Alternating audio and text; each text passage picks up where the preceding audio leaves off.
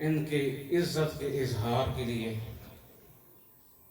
عزتیں بتانے کے لیے کہ اب یہ معاشرے کے اندر باعزت ہیں، انہیں مبارکباد پیش کرنے کے لیے، ان کی عزت افزائی کے اظہار کے لیے ان کے سروں کو دستار سے سجایا جاتا ہے، اور اپنے معاشرے کو بتایا جاتا ہے کہ ہمارے معاشرے کے اندر اب یہ لوگ اس نعمت کے حصول کی وجہ سے باعزت ہو گئے ہیں۔ دوسرا مقصد یہ بھی ہو سکتا ہے کہ جب دستار ان کے سر رکھی جاتی ہے، دستار رکھ کر اس بات کا اظہار ہوتا ہے کہ یہ دستار، اس دستار کو کپڑے کی یا سوت کی ہلکی دستار نہ سمجھنا، اس کا بڑا وزن ہے۔ اس دستار کا جو آپ نے اپنے سروں پر رکھی ہے، اس کا بڑا وزن ہے۔ ذمہ داری کا وزن اب تمہاری سروں پر ڈالے جانے والا ہے۔ اب تمہیں ذمہ داریاں سونپی جانے والی ہیں۔ تمہارے سروں پر اکابرین، اساتذہ، مشائخ کے دست شفقت سے جو دستاریں سجائی گئی ہیں، یہ تمہارے ذہنوں پر ایک دستک دینے کے لیے کہ تم نے جو یہ خزانہ حاصل کیا، یہ کوئی دنیا کا خزانہ نہیں ہے، یہ انبیاء کی وراثت ہے، انبیاء کی وراثت ہے، جس سے تم نے اپنے دلوں کو، اپنے سینوں کو منور کیا ہے۔ اب اس انمول ہیرے کا تقدس ہے، اب تا دم واپسی اس کے تقدس کو پامال نہیں ہونے دینا، اس کی ذمہ داریوں کو نبھانا ہے، اس کے تقاضوں کو پورا کرنا ہے۔ اب تم معاشرے کے عام افراد نہیں رہے، اب تم اہم ترین فرد بن گئے ہو معاشرے کے۔ اب تمہارے سروں پر ایک عظیم ذمہ داری آ گئی ہے۔ اب تم نے اس انمول خزانے کو دنیا کے حصول کے لیے استعمال نہیں کرنا، دنیا کی شہرت حاصل کرنے کے لیے اسے خرچ نہیں کرنا، بلکہ اللہ کے رضا کے لیے اسے استعمال کرنا ہے، اللہ کی خوشنودگی کے لیے اس خزانے کو آگے اپنے قوم کے نونہالوں تک منتقل کرنا ہے، پوری خلوص کے ساتھ، پوری للہیت کے ساتھ، پوری خدا کے خوف کو ذہن میں رکھتے ہوئے، خدا کی رضا کے لیے اپنے معاشرے کے نونہالوں کو اپنے بیٹوں کا درجہ دے کر پورے خلوص کے ساتھ ان کو یہ نعمت ان تک پہنچانی ہے۔ اب اس لیے اس بات کو بتانے کے لیے، اس بات کو تمہارے ذہنوں کے اندر راسخ کرنے کے لیے مشائخ اور اساتذہ کے ہاتھوں سے تمہارے سروں پر دستاریں سجائی جاتی ہیں، اور جس آستانے پہ، جس خانقاہ پر بیٹھ کر تم نے یہ خزانہ حاصل کیا، اس خانقاہ کا تعلق بھی جس ہستی کے ساتھ ہے، اس خانقاہ کو خانقاہی حیثیت جس ہستی نے دی ہے، اسے کہتے ہیں دنیا والے شاہ مولانا محمد علی علیہ رحمہ۔ وہ یہاں مکھڈ میں اسی علم ہی کے لیے تشریف لائے تھے، وہ مکھڈ کے نہیں تھے، وہ بٹالہ امرتسر، انڈیا امرتسر کے تھے، وہاں سے تشریف لائے علم دین کے لیے، اسی علم کے لیے آپ یہاں مکھڈ میں آئے، علم کے حصول کے لیے، علم کو حاصل کیا حضرت مولانا صاحب نے، اور پھر وہی علم آگے اپنے معاشرے کے عظیم لوگوں تک وہ علم منتقل کیا۔ حضرت مولانا علیہ رحمہ کوئی عام ہستی نہیں ہے، حضرت مولانا شاہ محمد علی علیہ رحمہ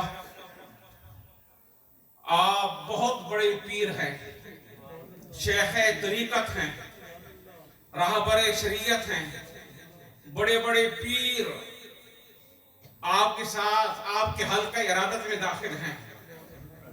बड़े बड़े पीर आप ख्वाजा खाजगान हज़रत ख्वाजा मौलाना मोहम्मद अली रहमा, ऐसे अजीम पीर कि इस दौर के अंदर ऐसे पीर का तस्वुर भी नामुमकिन है। ऐसे शेख तरीकत थे, बड़े बड़े मशाइख उनके हल्का इरादत में दाखिल थे, लेकिन आपने अपनी पहचान शेखियत को नहीं बनाया, आपने अपनी पहचान मौलवियत के साथ रखी। आज भी ये दरबार हजरत मौलवी साहब के नाम से मशहूर है। बड़े बड़े बड़े पीर थे, बहुत बड़े पीर थे, बड़े बड़े पीरों के पीर थे, लेकिन पीरियत को अपनी पहचान नहीं बनाया। अपनी पहचान बनाया तो लफ्ज़ मौलवियत को बनाया। नारे तकबीर, नारे रिसालत। इसलिए आज सदियां गुजरने के बावजूद इस आस्थान को मौलवी साहब वाला दरबार कहते हैं। पूरे दुनिया के अंदर, पाकिस्तान में नहीं, पूरी दुनिया के अंदर जहां भी इस खित्ते की पहचान होगी, नाम आएगा, दरबारों को बताया जाएगा, पीरों वाला दरबार, फलां वाला दरबार, साथ कहा जाएगा मौलवी साहब वाला दरबार। लफ्ज़ मौलवियत को आपने अपनी शनाख्त बनाया, आपने अपनी पहचान बनाया। और जब हजरत मौलाना रहमा इशारा मुस्तफ़ा पाकर शेख कामिल की तलाश में शमसुद्दीन सियानी रहमा को साथ लेकर शागिर्दी के तौर पर, वो आपके शागिर्द थे, आप कौसा मुकद्दसा हाजिर हुए पीर पठान की बारगाह में, ख्वाजा खाजगां ख्वाजा शाह सुलेमान तौसीर रहमा की बारगाह में। हजरत मौलाना साहब पहुंचे पीर की तलाश में, पीर तलाश कर रहे हैं। सैयद कायनात ने फरमाया उधर जाए, मुल्क लम्मान कौसा मुकद्दस की तरफ इशारा था, जहां शाहबाज विलायत अपनी नूरानियत फैलाकर पूरे आलम को मुनव्वर कर रहा था। हजरत ख्वाजा शाह सुलेमान तौसीर रहमा आपकी बारगाह में हजरत मौलाना साहब पहुंचे तौसे करीब। हजरत पीर पठान ने पूछा कहाँ से आए हो? अर्ज की या हजरत कालाबाग के करीब एक बस्ती है, मुखड़ कहते हैं उसे, मुखड़, वहां से आया हूँ। हजरत मौलाना साहब जिन्होंने इल्म दीन पढ़ा था खुदा की रजा के लिए, खुदा की रजा के लिए दीन पढ़ाते रहे, उस दीन की नूरानियत हजरत मौलाना साहब के तौसा मुकद्दसा पहुंचने से पहले उसकी शोहरत तौसा मुकद्दसा पहुंच चुकी थी।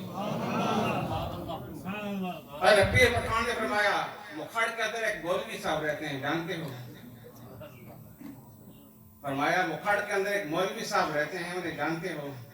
ये सुनकर हजरत मौलाना साहब ने कहा या हजरत मौलवी मौलवी मैनू कह देने, मौलवी मौलवी मैनू कह देने। ये सुनना था पीर पठान का। पीर पठान खड़े हो गए, खड़े होकर इस मौलवी रहमा को अपने सीने से लगाया, इज्जतों से नवाजा। ये लफ्ज़ मौलवियत वो है जो पीर की बारगाह से इस अजीम मुरीद को इज्जतों से नवाज गया, इज्जतों से नवाज गया। जब ये सुना कि मौलवी मौलवी बहनों कहने ने, फिर हाँ खड़े हो गए, खड़े होकर आपका इस्तिकबाल किया, सीने से लगाया, करम नवाजी फरमाई। हजरत मौलाना साहब ने अपनी पहचान लफ्ज़ मौलवियत को बनाया, अपनी शनाख्त लफ्ज़ मौलवियत से करवाई। ये वो लफ्ज़ है जिस लफ्ज़ की वजह से, ये वो सीगा है जिस सीगे की वजह से हजरत मौलाना साहब को पीर पठान की बारगाह से इज्जतों से नवाजा गया। इसलिए हजरत मौलाना साहब फरमाते हैं कुन मौलवी रा मोहतरम ता अस्सगाने तो शवम, कुन मौलवी रा मोहतरम ता अस्सगाने तो शवम, तर इश्क शौकत जानते हम या मुस्तफा या मुस्तफा। हजरत मौलाना साहब ने सैयद कायनात रहमत कायनात की बारगाह में इस्तिग़ासा किया, या रसूल अल्लाह اس مولوی پر بھی نظر کرم فرمائے، اس عاجز پر بھی، یہ بھی تمہاری غلامی کے اندر ہے۔ کن مولوی را محترم، ان پر نظر کرم فرمائے، مجھ پر نظر کرم فرمائے۔ سید کائنات کی بارگاہ میں استعاذہ کیا، تا اسکان توشوام، یا رسول اللہ جب آپ کی نظر کرم میری طرف ہوگی، آپ کی نظر کرم سے مجھے اتنی نعمتیں ملیں گی، اتنی نعمتیں ملیں گی کہ میرا شمار بھی آپ کے کم ترین غلاموں میں ہو جائے گا۔ جب آپ کی نگاہ کرم میری طرف ہوگی، اس نگاہ کرم کی وجہ سے میرا شمار بھی آپ کے کمینی ترین، آپ کے کم ترین غلاموں کے اندر میرا شمار بھی ہو جائے گا۔ آگے فرماتے مولانا صاحب، جب مجھے یہ نعمت مل جائے کہ میرا شمار بھی آپ کے کم ترین غلاموں میں ہو جائے، اس نعمت کا ملنا یہ اتنی بڑی نعمت ہے، یہ مجھے اتنی بڑی نعمت ملے گی جب میرا شمار آپ کے غلاموں میں ہو جائے گا، آپ کے سب سے کم ترین غلام جو ہیں ان کے اندر جب میرا شمار ہو جائے گا، یہ اتنی بڑی نعمت ہے۔ اس نعمت کے ملنے پر میں اپنی جان بھی قربان کر دوں گا، اپنی محبتیں بھی قربان کر دوں گا، اپنا سب کچھ قربان کر دوں گا۔ کن مولوی را محترم، تا اسکان توشوام، در عشق و شوقت جان دے ہم، یا مصطفیٰ یا مصطفیٰ۔ عرض کر رہا تھا، حضرت مولانا صاحب نے اپنی شناخت دفت مولویت کو رکھا، اس دربار پر بیٹھ کر آپ نے یہ علم دین حاصل کیا ہے، اور اس دربار پر جو مدرسہ ہے، اس مدرسے کا نام زین المدارس ہے۔ زین المدارس یہ نسبت ہے حضرت مولانا صاحب کے دوسرے خلیفے حضرت میاں صاحب کے ساتھ، جن کا مزار مقدس آپ کے دائیں طرف ہے۔ حضرت مولانا صاحب کے یہ خلیفہ اعظم ہیں حضرت میاں صاحب زین الدین صاحب علیہ رحمہ۔ آپ کے نام نامی اسم گرامی کے ساتھ اس ادارے کی نسبت ہے، کیونکہ ہمیں جو کچھ فیض ملا، ہم تو ان کے در کے ٹکڑے کھانے والے ہیں۔ ہمیں کون جانتا، ہمیں کون پہچانتا، ہمیں کون محبت کی نگاہ سے دیکھتا، ہم پر کون اپنی محبتیں نچھاور کرتا، یہ تو سب ان کے قدموں کا صدقہ ہے۔ حضرت مولانا زین الدین علیہ رحمہ، آپ کے نام کے ساتھ اس ادارے کی نسبت ہے۔ زین المدارس، اس ادارے کے اندر رہ کر آپ نے علم دین حاصل کیا، اور یہ بھی یاد رکھیے یہ ادارہ کوئی آج کی تخلیق نہیں ہے، اس ادارے کی اپنی ایک سند ہے، اس ادارے کا اپنا ایک وقار ہے، اس ادارے کی اپنی ایک تاریخی پس منظر ہے، اپنی ایک شناخت ہے، تاریخی پس منظر ہے۔ اس ادارے کی طرف کئی بزرگان دین کی توجہات ہیں، اس ادارے کی طرف حضرت میاں صاحب جن کے نام کے ساتھ یہ ادارہ منسوب ہے، ان کی نگاہ کرم کے اندر بھی یہ ادارہ ہے، اور جن کے قدموں کے اندر یہ ادارہ قائم ہے حضرت مولانا صاحب شاہ محمد علی رحمہ، ان کی توجہات بھی اس ادارے کی طرف ہیں، اور میرے پردادا صاحب حضرت مولانا غلام محی الدین احمد، جن کا مزار شریف حضرت مولانا صاحب کے بائیں طرف ہے، ان کی توجہات بھی اس ادارے کی طرف ہیں۔ میرے دادا صاحب حضرت مولانا محمد علی رحمہ، ان کی توجہات بھی اس ادارے کی طرف ہیں۔ میرے والد گرامی حضرت محی الدین صالح علیہ رحمہ، آپ کی ساری زندگی کی دعائیں اس ادارے کے لیے ہوتی تھی۔ اتنے بزرگان دین کی نگاہوں کے مرکز کے اندر، اتنی بزرگان دین کی نگاہوں کے توجہ کے اندر جو ادارہ چل رہا ہے، اتنے بزرگان دین کی نگاہوں سے فیض دے کر جو ادارہ اپنی منازل طے کر رہا ہے، اس کے اندر پڑھنے والے بچے اگر وہ پرخلوص ہو کر خدا کی رضا کے لیے، اللہ کو راضی کرنے کے لیے، اور اگلی نسلوں کو سنوارنے کے لیے، ان تک یہ نعمت منتقل کرنے کے لیے اگر وہ پرخلوص ہو کر اس ادارے کے اندر علم دین حاصل کریں گے، تو یقیناً اتنے سارے بزرگوں کی نگاہیں ان کی طرف بھی ہوں گی، وہ بھی ان سے فیضان حاصل کریں گے، ان کے علم کے اندر برکات ہوں گی، ان کے زندگی عمل کے اندر نکھار ہوگا، علم کے اندر برکات ہوگی، علم کے اندر نور ہوگا۔ اور جو اس ادارے کے اندر اساتذہ بیٹھ کر خدا کی رضا کے لیے علم دین پڑھاتے ہیں، اگر وہ خدا کی رضا کے لیے، اللہ کی رضا کے لیے پرخلوص ہو کر، بے لوث ہو کر علم دین پڑھا رہے ہیں، تو یقیناً اتنے سارے بزرگوں کی نگاہ کرم ان کی طرف ہے، نگاہ فیض سے وہ اساتذہ فیض لے رہے ہیں، محروم نہیں ہیں۔ انہیں ان بزرگان دین کی نگاہوں سے فیض مل رہا ہے، ان کے علم کے اندر مزید ترقیاں ہو رہی ہیں، ان کے علم کے بڑھانے کے اندر مزید نکھار پیدا ہو رہا ہے، ان کی باتوں کے اندر مزید تاثیر پیدا ہو رہی ہے، اور وہ دین جو آگے منتقل کرتے ہیں اس دین کا اپنے ایک وقار ہوتا ہے، ایک مقام ہوتا ہے۔ یہ اس ادارے کی خصوصیت ہے جو ایک اللہ کے برگزیدہ بندوں کے قدموں میں یہ ادارہ قائم ہے۔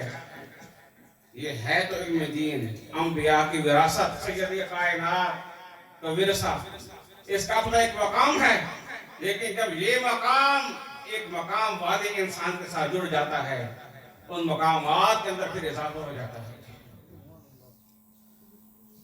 اسی طرح اس ادارے کے اندر جو اساتذہ علم دین پڑھا رہے ہیں، یہ ادارے کی خوش قسمتی ہوتی ہے، کسی ادارے کی ترقی کا دار و مدار اساتذہ پر ہوتا ہے۔ اگر اساتذہ اچھے ہیں تو یقیناً وہ ادارہ ترقی بھی کرتا ہے۔ بحمداللہ، اللہ کے فضل و کرم سے اور ان بزرگان دین کے نگاہ فیض سے اس ادارے سے اللہ نے ایک عظیم وسعت عطا فرمایا ہے، جو بے لوث خدا کی رضا کے لیے، بے لوث اپنے رب کو راضی کرنے کے لیے، دنیا کے لالچوں سے مبرہ ہو کر، کوئی اس کے دل کے اندر دنیا کے حصول کی، شہرت کی لالچ نہیں ہے۔ بڑی بڑی آفریں آئیں لیکن نہیں، اس نے دنیا کو ٹھکرایا، اس نے صرف مصطفیٰ کے دین کو دیکھا اور اس ہستی کو دیکھا جس ہستی کے قدموں کے اندر بیٹھ کر وہ اپنا یہ نور پھیلا رہا ہے۔ یہ سعادت ہے اس ادارے کی کہ بے لوث اساتذہ، بے لوث استاد اس ادارے کو میسر ہے۔ ہم تو بیکار انسان ہیں، نکمے ہیں، کچھ بھی نہیں، یہ بس کسی کی دعاؤں کا صدقہ ہے، یہ ماں باپ کی دعائیں ہوتی ہیں۔ یقیناً آج مجھے اپنی ماں کی زبان سے کچھ ہماری دعائیں یاد آتی ہیں۔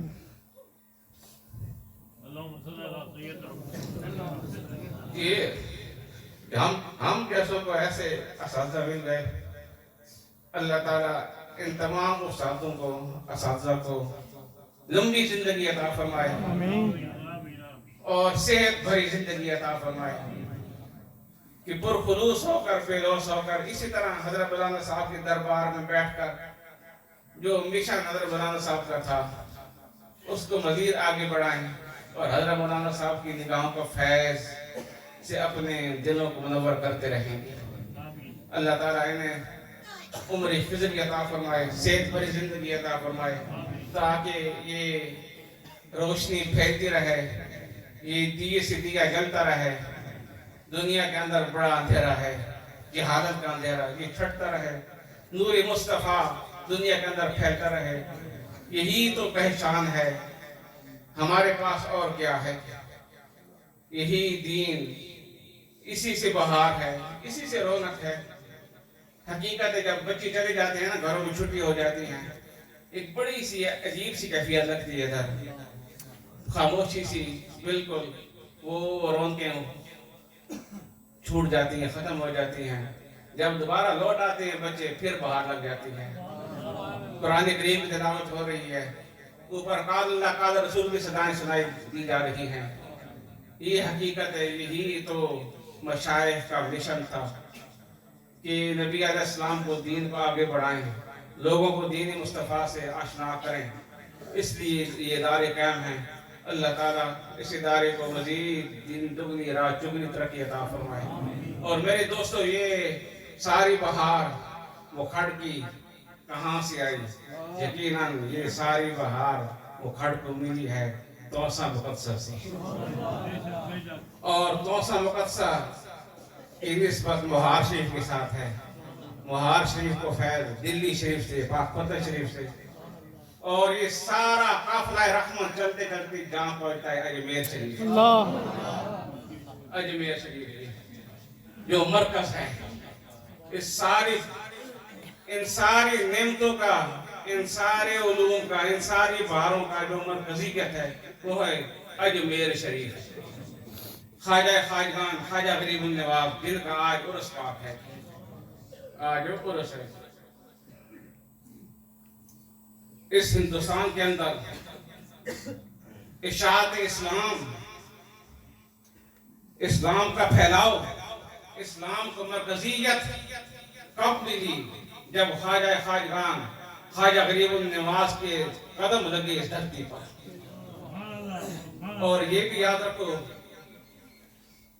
کہ صوفیاء کی جو سلسلے ہیں، سلسلہ چشتیہ، سہروردیہ، نقشبندیہ، قادریہ، ان تمام سلاسل میں سب سے پہلے جس سلسلے کو وجود ملا وہ ہے سلسلہ چشتیہ۔ سلسلہ چشتیہ سب سے پہلے سلسلہ چشتیہ اس دنیا کے اندر مہاراج وجود میں آیا، تیسری صدی کے اندر۔ تیسری صدی کے اندر حضرت محمد شاہ دلوری کے مرید ہے حضرت ابو اسحاق شامی، ابو اسحاق شامی، وہ گئے اپنے پیر کی بارگاہ میں، دیکھا نا یہ لوگ، ان کی نگاہوں کے اندر نہ جانے کیا تاثیر ہوتی ہے، یہ کیسے لوگ ہیں، پتہ نہیں یہ کس دنیا میں رہتے ہیں، بظاہر تو یہ ہمارے درمیان رہتے ہیں، لیکن ہمارے درمیان میں رہ کر نہ جانے ان کے دل کہاں پہنچے ہوتے ہیں۔ پیر نے دیکھا مرید کو، فرمایا آج کے بعد تجھے چشتی کہا جائے گا، اور قیامت تک جو تیری نسبت میں آئے گا، تیرے سلسلے میں آئے گا، اس کو قیامت تک چشتی کہا جائے گا۔ تم جاؤ چشت کے اندر، وہاں جا کر ہو، اس کو مرکز بناؤ، وہاں بیٹھ کر تبلیغ دین کرو۔ اب 13 صدیاں بیت چکی ہیں، 1300 سال گزر چکے ہیں اس بات کو کہے ہوئے، لیکن جس طرح آپ اس وقت فرمایا تھا، 1300 سال قبل فرمایا تھا کہ اس سلسلے کے اندر داخل ہونے والوں کو چشتی کہا جائے گا، آج بھی اسی طرح، اسی پوری آب و تاب کے ساتھ آج بھی اس سلسلے کے اندر داخل ہونے والوں کو چشتی کہا جا رہا ہے، چشتی کہا جا رہا ہے۔ تو ان کی ایک مرید ہے حضرت ابو اسحاق شامی کی مرید تھے حضرت سید غیاث الدین بخاری چشتی، وہ سب سے پہلے ہندوستان آئے، سن 3 صدی میں ہندوستان آئے اور یہاں رہے، اور آپ کا وصال بھی یہاں ہندوستان کے اندر ہے، ڈیرہ غازی خان کے مضافات کے اندر آپ کی مزار شریف ہے، لیکن ان کے دور کے اندر چشتیت یا اسلام کو اس خطے کے اندر عروج نہ مل سکا، مسلمان کم تھے، مسلمان کم تھے، ہندو زیادہ تھے، اسی سے کہتے ہیں ہندوستان۔ سن 400 صدی کے اندر حضرت داتا صاحب تشریف لے آئے لاہور کے اندر، پھر بھی اس خطے کے اندر اسلام پھیل نہ سکا، خال خال مسلمان تھے۔ یہ تو پھر خدا کا کرم ہوا اس خطے پر، خدا نے پھر معین الدین کو پسند کیا، خدا نے پسند کیا، خدا کو پیار آیا اس خطے کے اندر بسنے والوں پر، یہ بھی میرے بندے ہیں، بندے میرے ہیں، جھکتے گھروں کے آگے ہیں، پوجا کرتے ہیں پتھروں کی، خدا کی رحمت کو پیار آیا اپنے بندوں پر، پھر خدا نے اس خطے کے لیے پسند کیا سید کائنات کے لاڈلے بیٹے کو، سید کائنات کے لاڈلے بیٹے حضرت معین الدین حسن سجدی رضی اللہ تعالیٰ عنہ، جو آپ حسنی حسینی سید ہیں، حسنی حسینی سید ہیں، آل رسول ہیں، اولاد علی ہیں، ان کو خدا نے پسند کیا اس خطے کے لیے۔ جس کو خدا پسند کرے उसे दुनिया की निगाहें ठुकरा सकती हैं।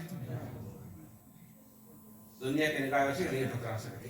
खुदा ने पसंद किया, पसंद किस लिए किया? इशाअत इस्लाम के लिए। इस खित्ते के अंदर इस्लाम की इशाअत हो, मुसलमान बने, काल अल्लाह काल रसूल की सदाएं ज्यादा से ज्यादा हो। खुदा ने पसंद किया अपने इस बंदे को, अपने नबी के इस लाडले बेटे को पसंद किया। पसंद करके पहले से अल्लाह ने सलाहियतों से नवाजा, ऐसी सलाहियतों से नवाजा, उन सलाहियतों के बल बोते पर, उन सलाहियतों के होते हुए ख्वाजा गरीबुल नवाज इस खित्ते में आकर ऐसी तबलीग की, ऐसी तबलीग की कि देखते ही देखते मंदिरों का मिलिया मेट होता गया। देखते ही देखते मंदिर गिरते गए, मसाजिद की मीनार बुलंद से बुलंद होती गई। सुभान अल्लाह, सुभान अल्लाह। नारे तकबीर, नारे रिसालत, नारे चिश्तिया। अल्लाह ने ऐसी सलाहियतें रखी इस बंदे के अंदर, ऐसी कशिश थी, ऐसी मकनातीसी कशिश थी, ऐसी जाज़बियत थी, ऐसा हुस्न था किरदार के अंदर, ऐसी नजाकत थी अल्फाज के अंदर, ऐसी खूबसूरती थी निगाहों के अंदर। जब ख्वाजा गरीबुल नवाज इस खित्ते में आए, हिंदुओं के दरमियान अजमेर जो उस वक्त कुफरिस्तान का मरकज था, राय पथोरा का दारुल खिलाफा था, कई मंदिर थे अजमेर के अंदर। राजाओं की इबादत के लिए, राजाओं की पूजा करने के लिए कई मंदिर थे, और उन कई मंदिरों के लिए कई देहातों के आमने वक्फ थे, इतने बड़े मंदिर थे। लेकिन जब ख्वाजा गरीबुल नवाज इस मंदिरों भरी दुनिया के अंदर आए, कुफरिस्तान के अंदर आए, हर तरफ काफिर ही काफिर हैं, आगे काफिर, पीछे काफिर, दाएं काफिर, बाएं काफिर, निगाहें उठाते हैं, हिंदू पर पड़ते हैं। लेकिन अल्लाह ने इस बंदे के अंदर, अल्लाह का बंदा था ना, मोइनुद्दीन, दीन का मददगार, नाम भी कैसा है, इसमा मुसम्मा, दीन का मददगार, इस दुनिया के खित्ते में आया, बैठे। काफिरों ने इन्हें देखा, ख्वाजा गरीबुल नवाज ने हिंदू से फरमाया, तुम इनकी पूजा करते हो जो न सुनते हैं, न देखते हैं, न बोलते हैं, न प्यार करते हैं, न हाजत रवाई करते हैं, न देते हैं, न लेते हैं। तुम इनके आगे झुकते हो। आओ मैं तुम्हें वो खुदा दिखाता हूँ जो सुनता भी है, देखता भी है, बातें भी फरमाता है, उसका कलाम बड़ा मीठा है, दादरसी भी करता है, बड़ा रहीम है, बड़ा करीम है, बड़ा मेहरबान है। आओ उस खुदा की तरफ आ जाओ। ये हिंदू जब इन्होंने देखा ख्वाजा को, सदियों की जिनकी पूजा किया करते थे, अबाओ अजदाद से जिन बुतों के आगे झुक रहे थे, जब ख्वाजा ने फरमाया कि आओ मैं तुम्हें उस खुदा से मिलाता हूँ जो बड़ा करीम है, बड़ा मेहरबान है, जो सुनता भी है, जो मदद भी करता है, जो देता भी है, जो तुम्हारे साथ प्यार करेगा, आओ मैं तुम्हें वो खुदा दिखाता हूँ।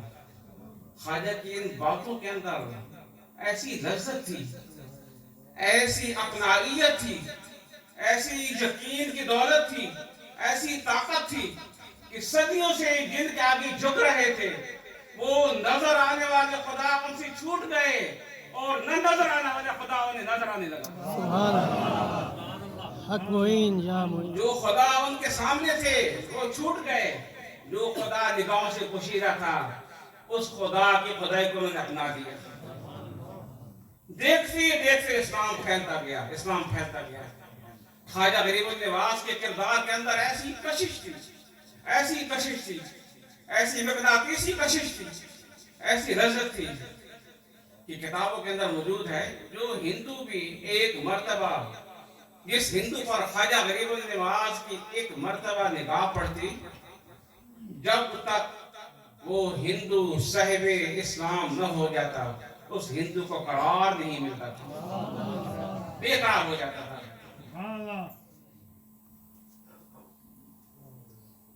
پاکیزگی بھری نگاہ، نگاہوں کا بڑا فیض ہوتا ہے نا،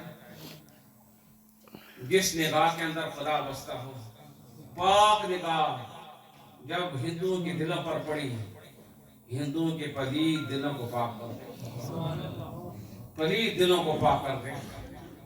جب تک ہندو کلمہ نہ پڑھ لیتا اسے قرار ہی نہیں ملتا، قرار ہی نہیں ملتا۔